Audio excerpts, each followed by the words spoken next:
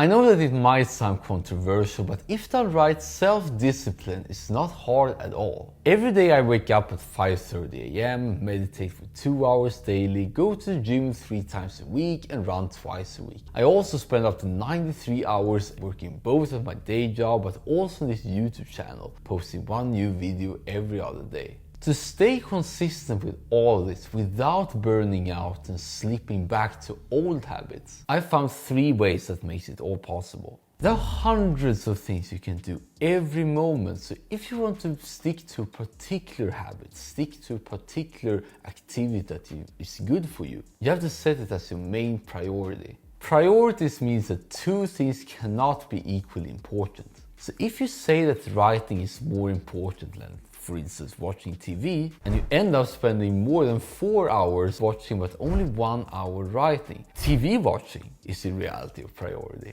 So if you're serious of getting ahead on creating, you want to do less of anything else. Quit video games, don't check social media and TV too often, don't attend meetings and events that you're not passionate for, then you will have all this blank space in your calendar for you to make progress on your priorities. But even still, when you deemed anything else not as important as your priorities, it might be very hard still to get going. So this is where the other 2 comes in. There are 3 levers you can use to make something easier. Either increase accessibility, increase clarity, and increase support.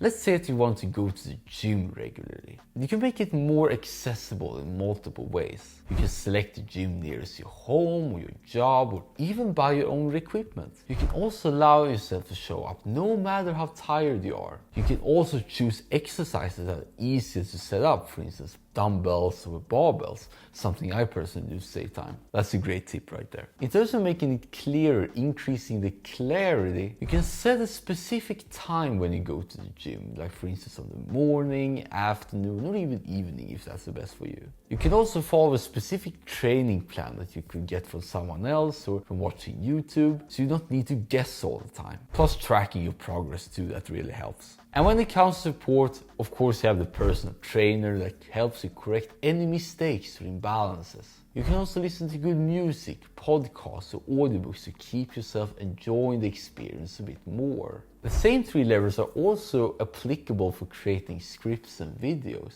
You can work as much as possible on your phone everywhere and without needing to block out time specifically sitting at a particular place. By writing down titles and chapter names, you make it clear what you want to say. But you can also listen to nice music too and get some initial feedback in the process. There's still one more thing we need to address in order to be effortlessly disciplined though. The main thing that separates writing from watching TV is risk. Watching TV is a mindless act. They do not require anything from you other than just hearing it, or if that's even something that is a requirement. But when you write, you don't want to write badly or totally bomb and screw up in front of your audience. And when you have this negative outcome in mind that you fear, you naturally have a hard time getting forward because of that fear and resistance. What has helped me tremendously in that case is to allow or even encourage myself to make a lot of mistakes early on. It's like Facebook's culture of moving fast and breaking things, since you will have faster feedback loops and quickly get better